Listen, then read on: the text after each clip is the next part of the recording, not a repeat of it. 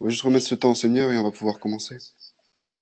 Seigneur, merci pour cette vie que tu nous proposes, cette opportunité de pouvoir vivre l'éternité ici-bas, pouvoir vivre ta grâce tous les jours de notre vie, vivre ta miséricorde, ta bonté, avec une grande richesse, Seigneur, que tu nous as donnée.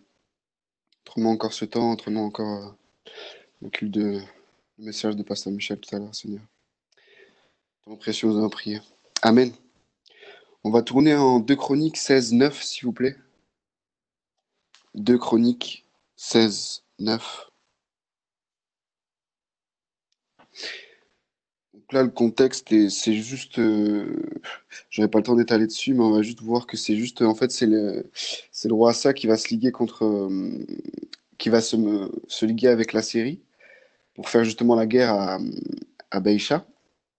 Et on voit que justement, et après, il y a Assa qui va, justement, il va vaincre avec Baïcha, contre Baïcha, pardon. Et, euh, et Assa, il va être repris par Anani. Et il va juste lui dire, justement, en 2 Chroniques 16, verset 9, car l'Éternel étend ses regards sur toute la terre, pour soutenir ceux dont le cœur est tout entier à lui. On va juste s'arrêter là. Déjà, je trouve que c'est un énorme privilège de voir que l'Éternel, justement, étend ses regards vers notre terre, vers cette terre qui est la nôtre.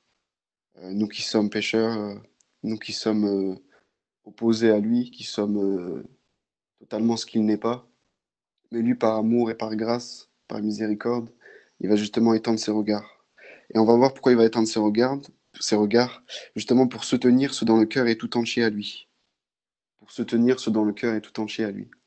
Et on voit que justement, Dieu, il cherche pas des anges, des êtres parfaits, parce que déjà, sa mission serait vouée à l'échec. S'il cherchait ça sur Terre, il serait perdant, parce que je pense pas qu'il trouverait quelqu'un. Par contre, il cherche ceux dont le cœur est tout entier à lui. Et on voit justement en Acte 13, 22 et en 1 Samuel 13, 14 qu'il a trouvé, qu'il a réussi à trouver quelqu'un qui avait le cœur, dont le cœur était entier, dont le cœur était dévoué à sa vie, à qui il était, à sa personne. Et on voit que ce personnage, justement, c'est David. Et on voit que Dieu a trouvé un homme selon son cœur, a trouvé un homme selon qui il était. Et justement, on voit justement que Dieu a trouvé dans le cœur de David certaines qualités qui ont été, qui par un œil naturel paraissent simples, mais d'un état spirituel d'une grande richesse. Et on va juste les voir, on va juste voir ces deux, trois points, mais qu'on va juste survoler, mais un peu creuser. Et on voit le premier point, ça va être la spiritualité. Le Seigneur a trouvé un homme selon son cœur, notamment dans la spiritualité que Dieu a vue en David. Et la spiritualité, je décrirais comme une harmonie avec Dieu. C'est ce qu'a fait Christ aussi, hein. Christ a toujours été en harmonie avec Dieu. Christ a toujours recherché la volonté de Dieu. Et c'est en cherchant la volonté de Dieu, justement, qu'on est spirituel et qu'on peut manifester ce que la spiritualité révèle. Et parce que c'est pas juste un état, la spiritualité. C'est quelque chose qui peut être transmis, qui peut être donné.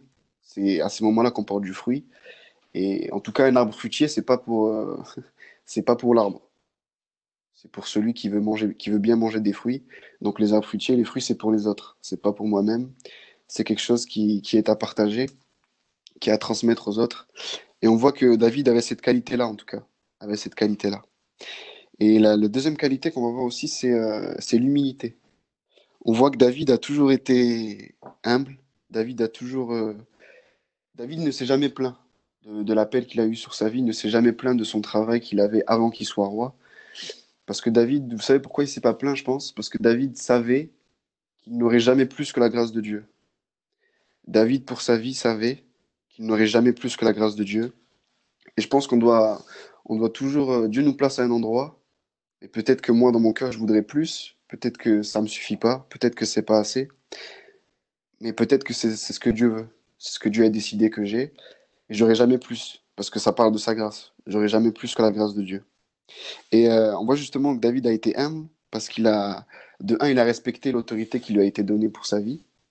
Il a respecté Samuel, il a respecté son père Isaïe, parce qu'on voit que David, durant toute sa vie, en tout cas dans son enfance, dans sa jeunesse, il a été berger. Il a pétri le troupeau de son père, d'Isaïe, sachant que ses frères étaient connus d'Israël parce ça devait être des grands combattants sûrement. C'était des soldats, ils étaient reconnus. Et sachant que David, c'était le plus petit de la famille.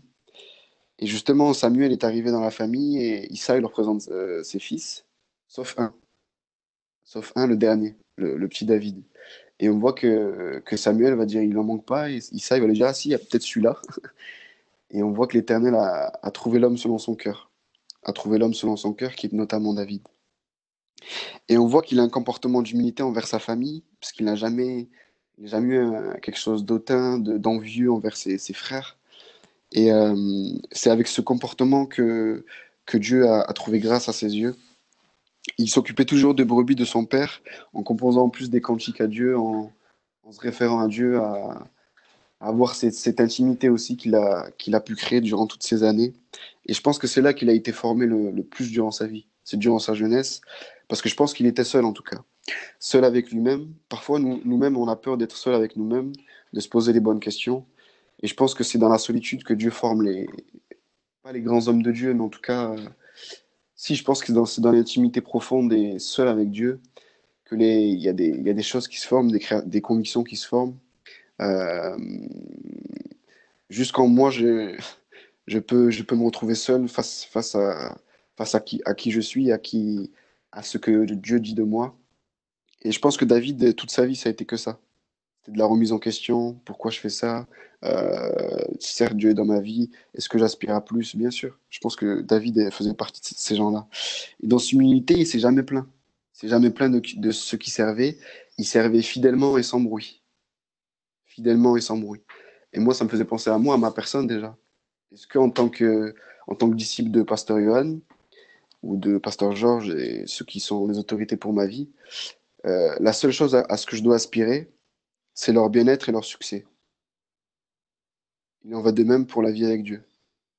Bien sûr que Dieu n'a pas besoin de moi pour qu'il ait du succès, quoique, qu'il ait un bien-être, etc. Mais est-ce que dans par exemple, je sais pas, dans mes témoignages, dans la vie que je suis, dans la vie que je mène, euh, j'aspire à ce que Dieu ait du succès au travers de ma vie. Dieu peut avoir du succès, Christ peut avoir du succès dans l'évangélisation. Christ peut avoir du succès dans le témoignage que je procure dans mon travail. Ne serait-ce que par mon attitude. Ne serait-ce que par mon attitude. Je m'en souviens, j'avais une petite anecdote. J'avais un collègue de chemin de travail avec qui c'était une personne assez virulente qui prenait tout premier degré. Et moi, vous me connaissez, je rigole pas mal, je plaisante souvent. Et il y a des personnes, ça ne plaît pas forcément. Et lui, notamment, ça ne lui avait pas plu. Et ça s'était un peu échauffé, les esprits s'étaient un peu échauffés. Et je pensais que j'avais raison, mais j'avais tort. Parce que dans ces cas-là, j'ai pas manifesté en tout cas le cœur de Dieu. Plus tard, oui. Parce que je commençais à l'aider, je suis allé m'excuser, je suis allé le voir. Et là, on voit que justement, c'est ce collègue-là, c'est avec qui maintenant je passe le plus de temps. C'est avec qui maintenant je passe le plus de temps, avec qui j'ai le plus la meilleure relation dans mon travail, avec qui je parle de Christ, de son amour. Euh, et je vois que même lui, il fait des efforts par rapport à moi. Comment il m'aide au travail quand je suis tout seul, il vient m'aider. Il cherche toujours ma présence, toujours à parler de Dieu, etc. Et on peut justement, à travers nos vies, rendre un Dieu invisible visible et lui donner succès.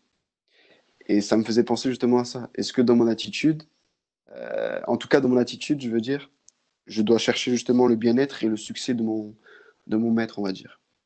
Et le troisième point qu'on va voir, c'est l'intégrité. L'intégrité de David a été c'était un homme simple. Et l'intégrité, c'est le mot tom en hébreu.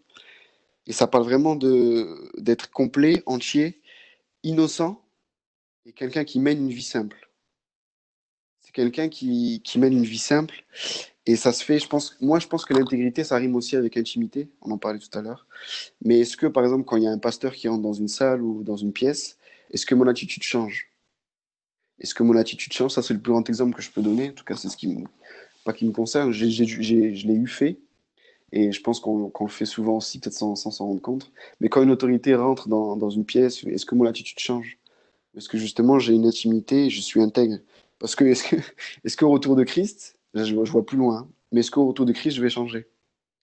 Est-ce qu'au retour de Christ mon attitude va changer?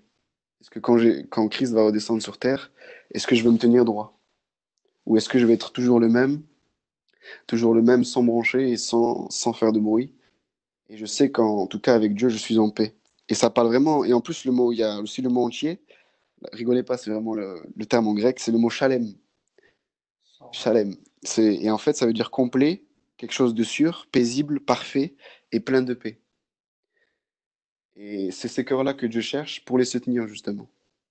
Et on voit que David, dans sa vie, en tout cas, c'est un exemple que je prends, en tout cas, c'est un personnage biblique très important. Il a plus de 66 chapitres à son égard, plus de 95 apparitions dans le Nouveau Testament. Mais, euh, mais en tout cas, c'est un être, en tout cas, qui,